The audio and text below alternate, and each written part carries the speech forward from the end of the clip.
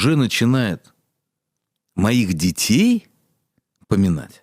Есть какие-то вещи, после которых человек вообще исчезает. Это Нью-Йорк. Город, который никогда не спит. Здесь кипит жизнь и исполняются мечты. Тут есть абсолютно все. Лучшие бутики, рестораны, развлечения. Вид с 50-го этажа небоскреба подсказывает тебе – жизнь удалась. А это Лондон, сердце Европы. Не город, а открытка, красивая архитектура, великолепные парки, история. На свете нет, наверное, ни одного миллиардера, не владеющего тут недвижимостью. А это Дубай. Жаркий и безумно дорогой. Самые богатые люди мира переезжают сюда в поисках развлечений, роскоши и безумного люкса. И кажется, что вот они, самые дорогие и желанные города мира. Центры притяжения. Города, куда мечтают попасть все, если бы не заоблачные цены. Но вы удивитесь, оказывается, есть город дороже, чем Нью-Йорк, Дубай и Лондон. Город, где $1 миллион хватит тебе лишь на 30 квадратных метров элитной недвижимости. И если ты по-настоящему богат, жить тут сейчас гораздо престижнее. Ну, по крайней мере, так нам рассказывают. Ну, чтобы почувствовать себя как в Дубае, вовсе не обязательно куда-то лететь, достаточно отправиться в Сочи, потому что этот город вошел в тройку городов мира с самым дорогим жильем. Я, признаюсь, сам сильно удивился. Сочи, Краснодарский край, но вот совсем недавно по всем СМИ пролетела новость. Сочи занял 3-е место в рейтинге стоимости элитного жилья, обогнав Нью-Йорк, Лондон и Дубай. Пишут, что стоимость 1 квадратного метра в элитной новостройке в Сочи превышает 1 400 000 рублей. Но это вообще переходит всякие границы не просто дозволенного, здравого смысла даже. Кажется, конечно, неким преувеличением, но в целом посмотрите сами. Вот в этом ЖК с 25-метровым бассейном, собственной канатной дорогой до пляжа, теннисным кортом и футбольным полем однушку продают за 46 миллионов рублей. В другом, не менее роскошном ЖК, такая же квартира обойдется уже в 59 миллионов.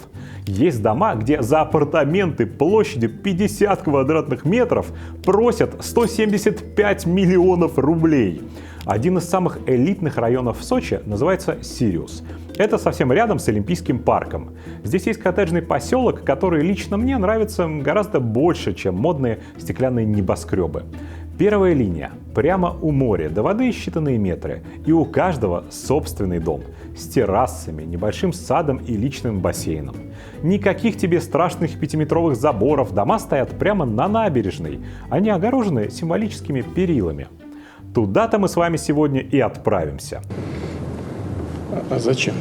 У нас нет пока возможности, к сожалению, лично прогуляться по променаду, но это нас не остановит. Начинаем прогулку здесь, около гостиницы Арфа Парк Отель. И если мы пойдем южнее, то увидим, что на территории гостиницы есть небольшой коттеджный поселок. Тут стоят частные дома, новые стильные 3-этажные виллы.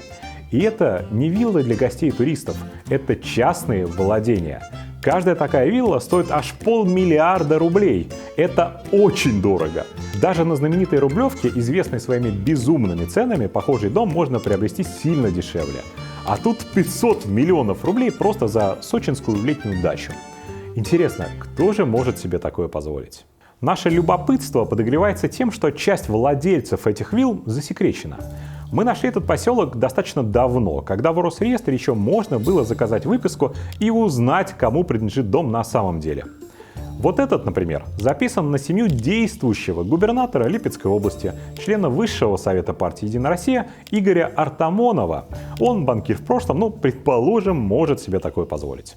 Вот этой виллой владеет Давид Фараджаев, акционер компании «Газпром Автоматизация». Собственники указаны в кадастровых выписках. Но если мы захотим посмотреть, кто с этими господами соседствует, то вот тут вот начинаются проблемы. В выписке написано, что владелец соседней с губернатором виллы – Российская Федерация. Это, само собой, означает, что не страна владеет домом, а просто владельцы находятся под государственной защитой. Очень беспокоятся за их безопасность, чтобы шпионы, НАТО, беспилотники их не достали. Ну, Сами понимаете, как стираются данные из официальных реестров. Но мы нашли способ узнать, кто же тут прячется. Данные от застройщика, оказавшиеся у нас, показывают, что виллу эту купила наша старая знакомая Анна Борисовна Суровикина. Супруга генерала Сергея Суровикина, одного из командующих путинской армией в Украине. Генерала Армагеддона, который 7 месяцев назад собирался за пару недель захватить Киев. На данном направлении сложилась непростая ситуация. Она уже сегодня, на сегодняшний день весьма непростая. Приступайте к отводу войск. Его еще называют сирийский мясник. Он командовал военной операцией в Сирии. Но, как вы помните из нашего расследования в Сирии, там он скорее занимался распилом. Ты, командующий группировкой, разбомбил там что-то, месторождение очистил в Сирии, доступ к рудникам обеспечен, охрана армии предоставлена? Отлично. На тебе, Суровикин, чаевые. Деньги за услуги Суровикина в Сирии отправлялись на фирму его жены. Но вот теперь стало понятнее, на что их потратили. Смотрим соседей дальше. Через забор от Суровикиной снова засекреченный господин. Ну, не положено вам знать, кто это. Но мы расскажем. Вот за эту виллу заплатил Андрей Николаевич Патрушев, сын Николая Платоновича Патрушева, секретаря Совета Безопасности Российской Федерации и одного из инициаторов войны с Украиной. Сынулька Патрушева, разумеется, большой бизнесмен. Был членом правления «Газпромнефти», а сейчас ведет бизнес в Арктике.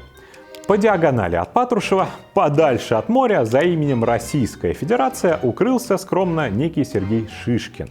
В его биографии говорится, что он старший вице-президент банка ВТБ, но вообще-то он ФСБшник. Был руководителем службы обеспечения деятельности ФСБ, то есть занимался всеми закупками для ведомства и распоряжался всем его имуществом. Работал когда-то в ФСБ? Получай государственную охрану. Путину для своих ничего не жалко. Ну, так и есть.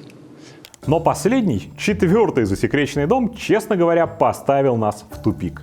На первый взгляд этой гостайне нет вообще никаких объяснений. Просто никаких. Владелицей 650-метровой виллы за $500 миллиарда оказалась баскетболистка Светлана Абросимова. И она не только оплатила ее, она явно ей пользуется. Даже заказывала доставку техники в этот дом. Вот сочинский адрес, смотрите сами. Улица Цемлянская, 2, вилла 2.1. Мы выяснили, что эту виллу удалили из Росреестра не случайно. То же самое произошло и с квартирой в Москве. Мистика просто. Вот Абросимова есть, а вот уже никакой Абросимовой нет. И квартирой владеет Российская Федерация. Может быть, Светлана на самом деле не только бывшая баскетболистка, но еще какая-то секретная сотрудница ФСБ или ГРУ в звании генерала? Может быть, она сотрудница Минобороны, и в перерыве между владением YouTube-канала она тайно командует дивизионом на Донбассе? С чего это Светлана Абросимова, просто давно завершившая карьеру спортсменка, так охраняется государством? Почему российское государство буквально приравняло ее к семьям Патрушева и Суровикина? Я не могу комментировать ничего. Нам понадобится вот это видео. Вы смотрите на турбопатриотическое мероприятие. Благотворительный баскетбольный матч в поддержку войны. Играют две команды. Команда Z и команда V. Играют всякие чиновники и звезды вместе с детьми из ЛНР и ДНР. В команде Z Гоша Куценко, зампред правительства Новак, Александр Карелин, подростки из Донбасса и наша героиня Светлана Абросимова. Смотрите, наслаждайтесь и положительных вам эмоций. Заслуженный мастер спорта России, бронзовый призер Олимпийских игр, двукратная чемпионка Европы, чемпионка женской НБА, победительница мировой лиги ФИБА, женской Евролиги ФИБА, обладательница Кубка Европы, семикратная чемпионка России, пятикратная обладательница Кубка России Светлана Абросимова. Конечно же, вы узнали этот голос. Ведет мероприятие главный пропагандист России, бывший резидент Озеркома Владимир Соловьев, который с Абросимовой неплохо знаком. Собрались люди, для которых слово «дружба» не пустое. Это ее возлюбленный бойфренд. Название на самом деле придумывается сложно, так как все же Владимир Рудольфович человек женатый с 8 официальными детьми. но тем не менее. У меня большая семья. Я когда вывожу всех отдыхать, человек 15. Смотрим недавнюю утечку медицинских лабораторных тестов. 7 июля 2021 года в клинике доктора Мясникова, ближайшего друга Соловьева, Абросимова сдавала тест на коронавирус. 3 часами ранее то же самое там делал Владимир Соловьев. Ему нравятся женщины. Ему нравятся женщины, у которых есть грудь. 10 ноября 2021 года они одновременно сдавали там же еще один тест на коронавирус. В качестве адреса у обоих указана та самая квартира Абросимовой в Москве, которую удалили из Росреестра. То есть Соловьев пришел с ней сдавать тест на ковид и сказал, что живет у нее. 2 февраля 2022 года Абросимова с Соловьевым в том же самом месте с разницей в минуту снова тестируется на коронавирус. На этот раз Соловьев указал в качестве личного телефона номер Абросимовой. Я сама очень люблю спорить с ведущим Владимиром Соловьевым. Смотрим другую утечку парковки Москвы. У Светланы был автомобиль «Мерседес» и, судя по всему, водитель. Эту машину парковал некий Алексей Мартынов. Он же парковал автомобиль Range Rover мамы Владимира Соловьева, Инны Соловьевой. Он же парковал автомобиль Эльги Сэп. Эльга Сэп – это официальная жена пропагандиста Соловьева. А вот и автомобили самого Соловьева, которые тоже парковались этим водителем. Такой, знаете, семейный водитель получается. Правда, на 2 семьи. Ценности семейной жизни и правильного воспитания должны быть распространены во всей школьной программе. Это все еще могут быть какие-то безумные совпадения. Ну, мало ли. Может, приятельствует Соловьев с Абросимовой, может, бизнес какой-то вместе, ну, дела там какие-то. Но много деталей в эту картину может добавить старая и удивительным образом забытая история о том, как Соловьев сражался за Абросимову 10 лет назад. Ты мразь! Ты мразь! За кого? Ты! Мне вообще очень за него обидно. Все его ругают, говорят, что он безобразный защитник. Эту историю поведал бывший главный тренер женской сборной России по баскетболу Борис Соколовский. Он рассказал о том, что Соловьев пригласил его на встречу и начал угрожать. Если Светлана Абросимова не будет включена в состав олимпийской сборной, ему не сдобровать. Если не возьмешь Абросимову в команду, устрою тебе черный пиар. Это цитата. Светлану в сборную все равно не взяли. У меня был очень неприятный уход из сборной. Мы выиграли чемпионат Европы, и следующий был Олимпийский год, и меня не приглашают в состав, и мне об этом даже никто не позвонил, не сказал. После этого у меня очень было плохое такое, память осталась от сборной. А что было дальше, несложно проверить по открытым источникам. Соловьев явно не шутил. Он выпустил целую передачу на радиостанции Вести ФМ про упадок российского баскетбола, где назвал Соколовского беспомощным. Беспомощность тренера Соколовского была фантастической. Он не был способен даже определиться в стартовом составе. Обвинял его в убийстве целого поколения игроков и убийстве надежд поколения. И то золотое поколение, которое могло выстрелить в последний раз, и у которых был шанс, Соколовский не дал сыграть. Он похоронил российский женский баскетбол. В Твиттере он называл тренера могильщиком олимпийских надежд. Велел гнать его. Гнать вон. Ты все сказал? Нет, не все. А теперь пшел вон! Олимпиада прошла, но увлечение баскетболом, а скорее Абросимовой, никуда не делось. Впереди замаячила гораздо более интересная цель – пост главы Российской Федерации баскетбола. Абросимова публично заявила, что оставила спортивную карьеру ради этого поста и будет за него бороться. А в чем гениальная задумка? Объясните мне, пожалуйста. Соловьев тут же запускает свою пиар-машину, да так активно, что получает от главной соперницы Абросимовой иск о клевете. Абросимова выборы главы Федерации проиграла, а раздосадованный Соловьев еще долго негодовал в Твиттере. Заявлял, что все прогнило, что всех любителей баскетбола унизили. И даже 1,5 года спустя в своей радиопередаче он продолжал рассказывать, как был во всем прав. Очень было много негативных эмоций. Ладно, для самых скептичных и въедливых зрителей нашего канала у нас есть еще кое-что. Авиаперелеты. В довоенной жизни Владимир Рудольфович был знатным любителем сгонять и развеяться в США. В США давно легализовали церковь сатаны. Посмотрите, какие там проходят сейчас обряды. В одном из тестов Соловьев засветил номер своего загранпаспорта. По нему мы можем посмотреть, когда он въезжал и выезжал из США. С 2 января 2016 года по 6 января он был в Нью-Йорке. Летал не один. С ним в эти же дни летала и Светлана Абросимова. Например, если люди придерживаются традиционных ценностей и хотят переехать, я бы их пускал без всяких виз. Особенно Соловьев зачастил в Америку в 2017 году. Он туда летал буквально каждый свободный день. И, как обычно, щелкнуть каблуками и кинуть зигу. Он был там 3 дня на новогодних праздниках, 5 дней на майских, на 1 день прилетал туда в июне и июле, и на 3 дня в августе. Ни до, ни после Соловьев не летал так часто в Америку. Цель его визита, вот уж неожиданность, связана со Светланой Абросимовой. Он же не случайно поехал. Это как раз доказывает то, что он прекрасно знал, что готовит. Дело в том, что она надолго улетела в Америку еще в конце декабря 2016 года. Светлана была занята очень важным делом. Рожала детей. И вернулась в Россию уже с новорожденными Маргаритой и Марией Абросимовыми. Отчество у обоих девочек Владимировна. Во-первых, тем самым моментально выбивается из ряды либералов, демократов. Он показывает, что он, сторонник традиционных ценностей.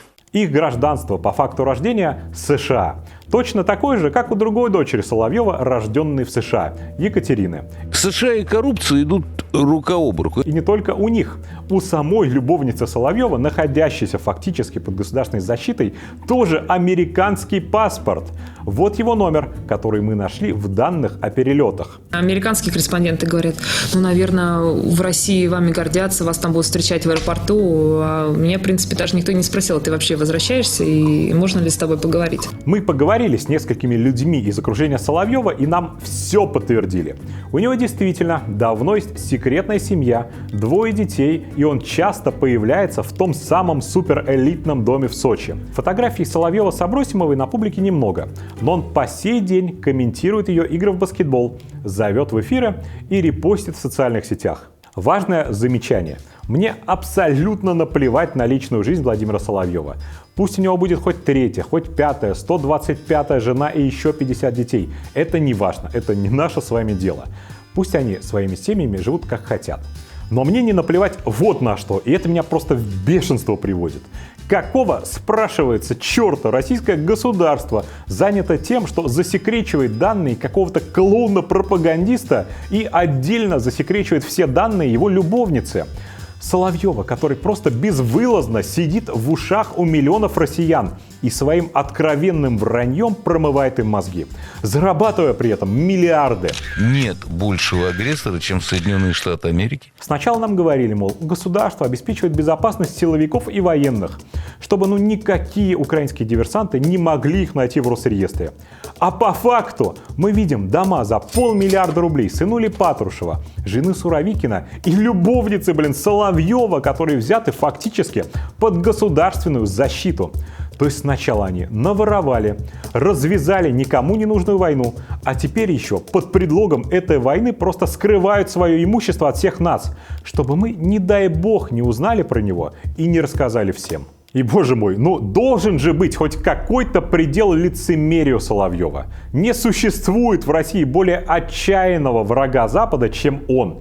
Но мы никогда не будем мириться с этим набором нацистских государств, которые поставляют оружие. Каждый день на своем канале, в соцсетях, в эфирах канала «Россия», в эфирах его личного канала «Соловьев Лайв» его просто разрывает от ненависти к Америке. Посмотрите, что происходит в Соединенных Штатах Америки. От ненависти к Европе, к НАТО. Война с бесами, война с сатанизмом, война с НАТО. Он прямо светится от разговоров о том, как Россия всех их сотрет с лица земли. Если уж мы жахнем, Джо, то стратегическим. И не по Украине. И не по Украине совсем. И сначала у него находят 3 виллы и квартиру на озере Кома. И что?